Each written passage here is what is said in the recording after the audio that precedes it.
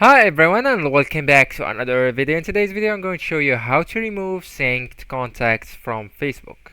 So first I just want you to go get through your app, and after that I want you to make sure that you already signed in to your account. So then I want you to head over into your profile, the profile picture, on the top right corner, tap on it and scroll down till the settings and privacy. So here I want you to tap again on settings, and right here I want you to tap on Meta Account Center.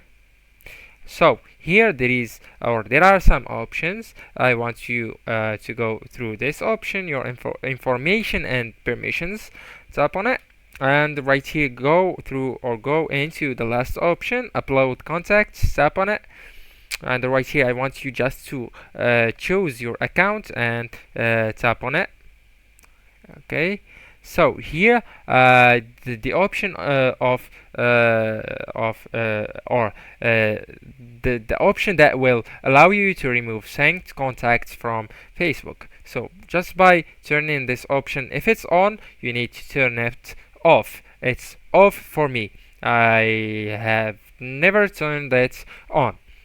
So you just need to turn this option off, and this is how you can remove synced contacts from Facebook. It's easy and it's available on the app also, and it's